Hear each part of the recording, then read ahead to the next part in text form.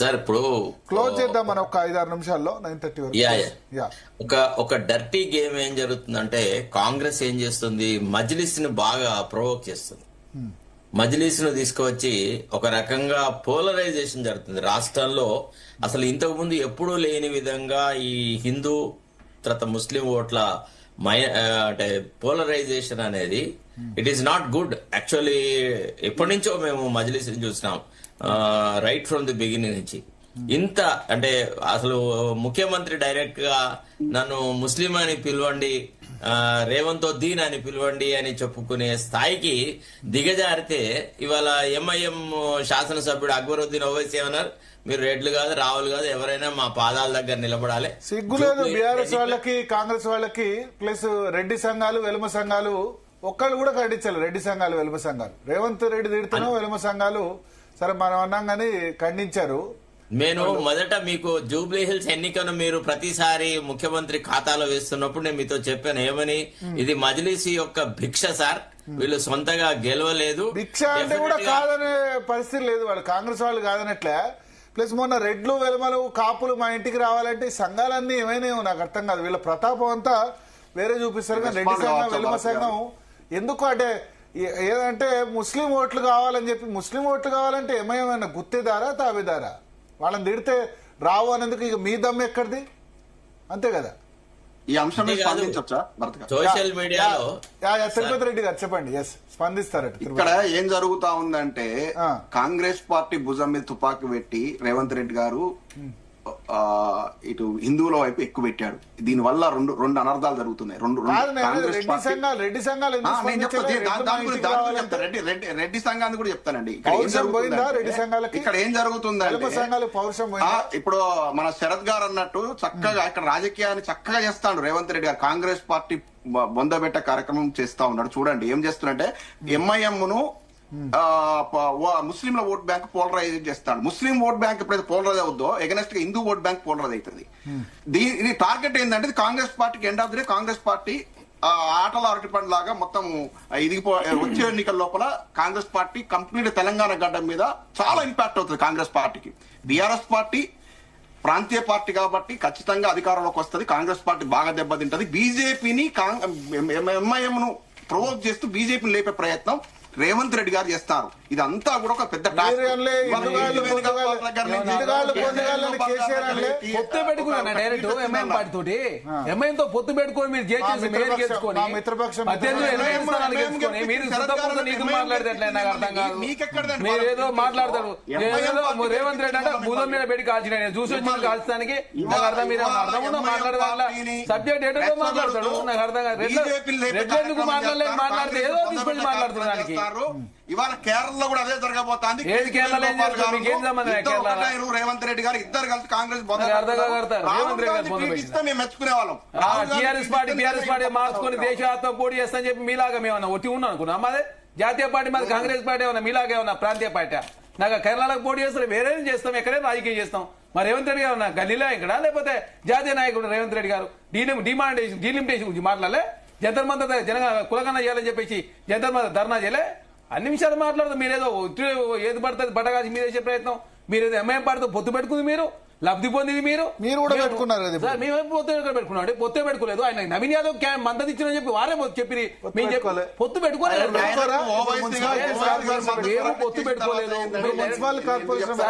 Direct election కలిసి పోటీ చేసిన వాళ్ళు డైరెక్ట్ ఎలక్షన్ నామినేషన్ కి వచ్చాడు నవీన్ యాదవ్. ఆయన చెప్పింది కదా, నవీన్ యాదవ్ వ్యక్తిగతంగా నేను మాట్లాడు కాంగ్రెస్ పార్టీకి కాంగ్రెస్ రేవంత్ రెడ్డి పక్కన ఇప్పుడు రేవంత్ రెడ్డి పక్కన ఏమై వాళ్ళందరూ నవీన్ యాదవ్ కోసం క్యాంపెయినింగ్ లో చేసి క్యాంపెయినింగ్ చేయలే వాళ్ళు. ఓన్లీ ఆ రోజు పోతున్న క్రమంలో ఖండించండి మా ఇంటికి వచ్చాడు అని చెప్పి ఏందని ముఖ్యమంత్రి మా ఇంటికి వచ్చాడు. ఆయన ఇంటికి ఎందుకు పోయినా రేవంత్ రెడ్డి గారు అన్నాడు. అక్బరుద్దీన్ ఆయన అన్నాడు కేసీఆర్ గారు పోయినా, మేమైతే పోలేదు, మా ముఖ్యమంత్రి గారు పోలేదు. ఎంఐఎం పార్టీ లేకుండా మేము 64 స్థానాలు గెలిచినాం కదా తెలంగాణ రాష్ట్రంలో. వాళ్ళు ఎంఐఎం పార్టీ సెంటర్ తీసుకుంది, వాళ్ళు కలిసి పోటీ చేసిన వాళ్ళు. మేము ఎంఐఎం పార్టీ లేకుండానే 64 స్థానాలు గెలిచినాం మేము తెలంగాణ రాష్ట్ర కాంగ్రెస్ పార్టీ. ఎంఐఎం మోడల్ కావాలా అంటే ఎంఐఎం మోడల్ అంటే ఓల్డ్ సిటీ మొత్తం చేద్దాం అనుకుంటారా? పాత బస్తీలో 2017లో కొత్త సిటీలో మెట్రో వచ్చింది, 10 ఏళ్ళు అయింది మెట్రో రాలేదు ఓల్డ్ సిటీలో. ఎంఐఎం మోడల్ ఆఫ్ గవర్నెన్స్ చూసి ఓటేస్తున్నారా, మతపరంగా చూసి ఓటేస్తున్నారా? నిజామాబాద్ లో ఎక్కడున్న ఓల్డ్ సిటీగానే చేద్దామన్నది వాళ్ళ ఉద్దేశం.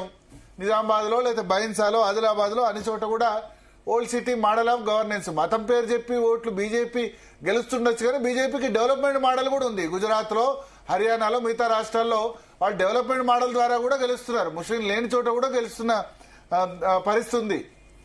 బట్ ఎంఐఎం మాట్లాడినప్పుడు ఒక్క లీడర్ బీజేపీ బీఆర్ఎస్ ఒక్కళ్ళు కూడా ఖండించారు, భయపడుతున్నారు. ప్లస్ కుల సంఘాలు కూడా, రెడ్డి కుల సంఘం, కాపు కుల సంఘం ఏమైంది, వెల్మ కుల సంఘం ఏమైంది. ఎస్ శరత్ గారు, సారీ మీరు రేజ్ చేసిన పాయింట్ నేను హైజాక్ చేశాను. ఎస్ చెప్పండి. పర్లేదు, హైజాక్ అనేం లేదు. ఒక అర్థవంతమైన డిబేట్ జరగాలి. దయచేసి నా రిక్వెస్ట్ ఏంటంటే ప్యానలిస్టులు కొంత సహనం పాటించండి. ఒకళ్ళు మాట్లాడేటప్పుడు ఇంకొకళ్ళు మాట్లాడకండి దయచేసి. అందరూ ఇప్పుడు చదువుకున్న వాళ్ళమే మీ అభిప్రాయాలు మీకున్నాయి, మా అభిప్రాయాలు మాకున్నాయి. మా అభిప్రాయాన్ని మీరు డామినేట్ చేయలేరు, మీ అభిప్రాయానికి మేము తల ఒగ్గాం. కానీ మనము ఆ హుందాతనం మెయింటైన్ చేస్తే బెస్ట్ అని నా రిక్వెస్ట్. రెండోది ఏంటంటే ఇప్పుడు ఈ రకమైనటువంటి ఎంకరేజ్మెంట్ ఉంది చూసినారా, ఈ మజ్లిస్ ఎంకరేజ్మెంట్ అనేది ఒక రకంగా వాళ్ళు మజ్లిస్ వాళ్ళు ఎందుకు అధికార పార్టీకి మద్దతు ఎక్కువ చెప్తారు అని అంటే, విదేశాల నుంచి వచ్చిన వాళ్ళు ఎక్కువ మంది హైదరాబాద్ లో ఓవర్ స్టే చేస్తున్నారు sir.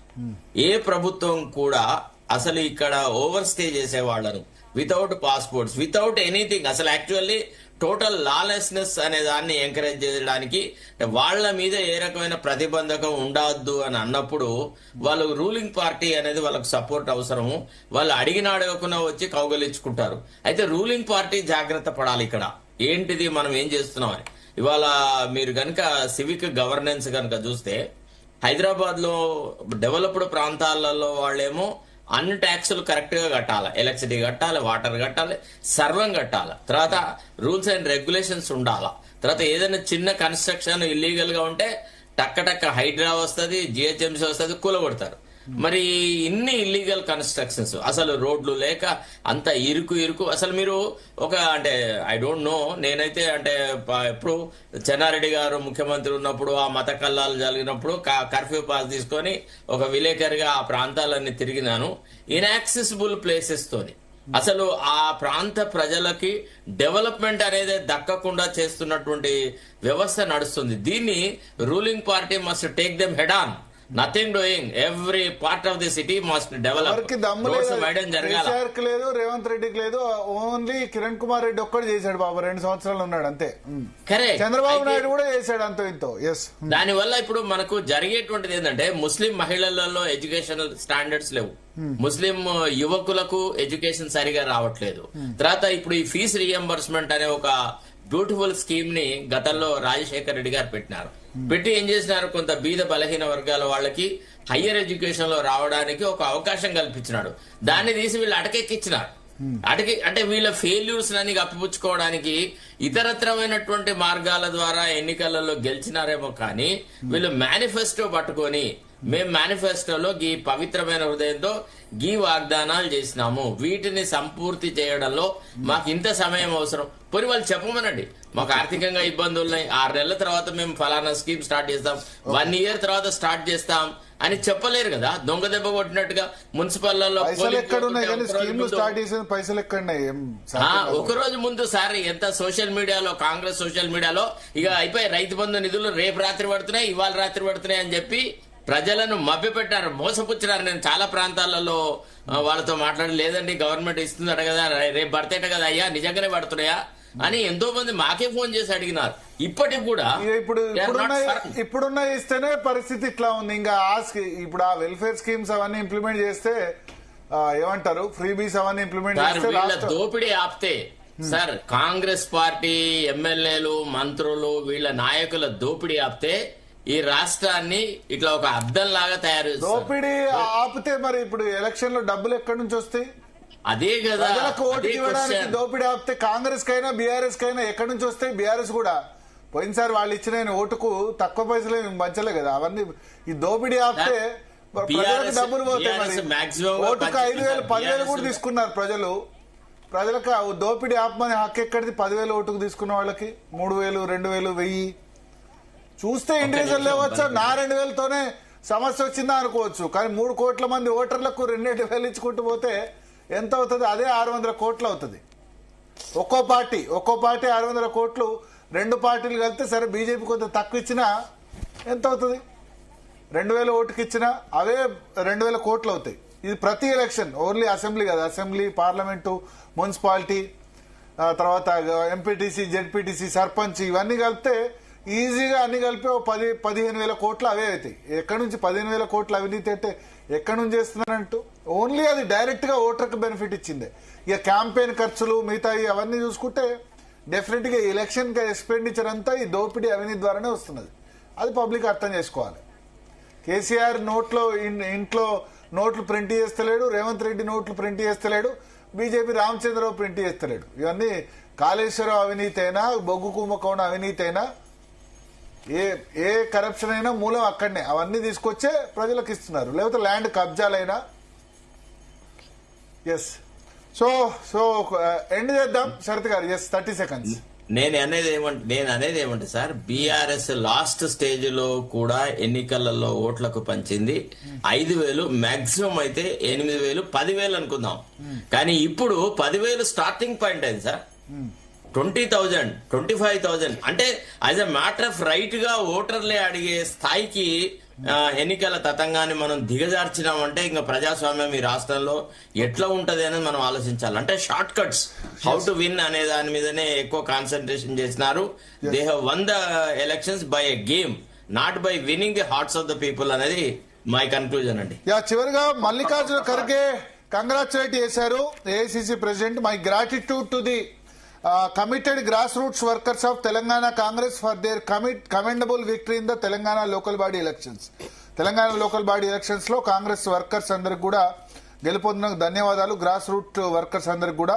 This mandate reflects the trust of the people. ప్రజల నమ్మకాన్ని ఇది సూచిస్తోంది. Congress government remains resolute to our solemn affirmation of a ప్రజల Telangana, a state where social justice, economic empowerment and continuous progress are assured for all its 3.8 crore people. So ప్రజలకి అదేవిధంగా grass root workers అందరికి కూడా మల్లికార్జున ఖర్గే కృతజ్ఞత తెలియజేశారు. So thank you. Last ఒక sentence, Bharat గారు ఒక సెంటెన్స్.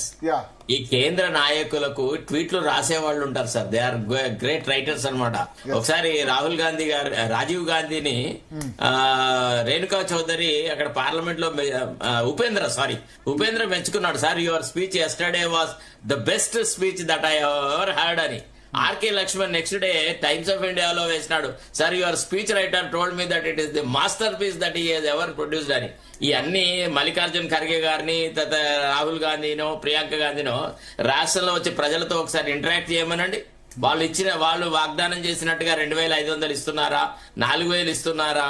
పేద ప్రజల నుంచి భూములు ఏవైతే గుంజుకోబడ్డాయో బీఆర్ఎస్ ప్రభుత్వం హయాంలో ఎసైడ్ భూములను మళ్ళా తిరిగి వాళ్లకు వాపసు ఇచ్చినారా? ఇట్లాంటి విషయాల మీద వాళ్ళకి ఏం టచ్ ఉందండి? ఒకసారి ఎన్నికలప్పుడు కథ డూడు బసవన్నలాగా ఇట్లా తిరిగినారు, ఎన్నికలలో ఓట్లు తెచ్చుకున్నారు. ఆ తర్వాత తెలంగాణ ప్రజలు ఎక్కడ పోయినా గానీ వాళ్ళు పట్టించుకునే పరిస్థితి లేదు. వాళ్ళు ఎంతసేపు రేవంత్ రెడ్డి ఇచ్చే డబ్బుల మీద ఆధారపడ్డ ఒక పరాన్న బుక్కులు, వాళ్ళు ఏం చెప్పినా దాన్ని మనం ఏం పట్టించుకోని అవసరం లేదు. వాళ్ళకి తెలంగాణతో సంబంధం లేదు. They are only interested in winning the elections, not with the welfare of the people. Okay, 30 seconds. ఈ రోజు ఏదైతేనేది ఇప్పుడు ఉమ్మడి వరంగల్ జిల్లా తీసుకున్నట్టయితే ఆ జిల్లాకు సంబంధించిన వ్యక్తి కావచ్చు, మహబూబాద్, కేసముద్రం, తొర్రూరు, వర్ధన్నపేట, భూపాలపల్లి, నర్సంపేట, పరకాలు ఎక్కడ చూసినా కూడా బీఆర్ఎస్ పార్టీ బ్రహ్మాండంగా, అంటే కాంగ్రెస్ పార్టీ కంటే మెరుగైన ఫలితాలు సాధించింది.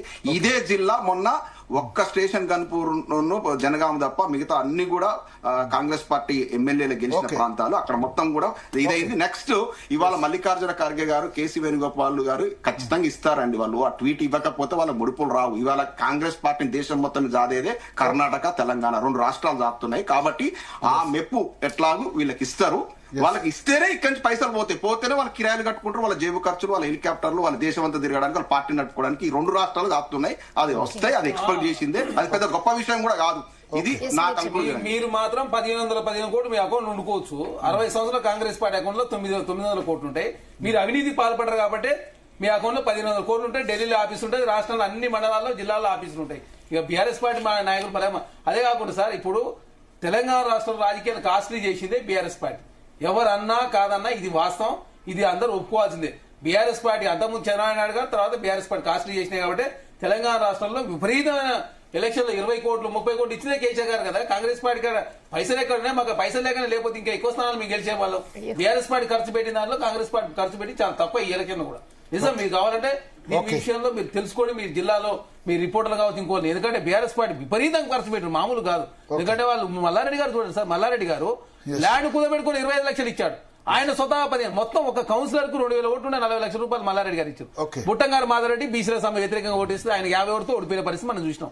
కాబట్టి బీఆర్ఎస్ పార్టీ చేసిన తప్పులని BRS party. Thank you Charan Kaushik garu, Tirupati Reddy garu, అదేవిధంగా advocate Sharath garu. So overall గా రిజల్ట్ ఫైనల్ పిక్చర్ ఇది.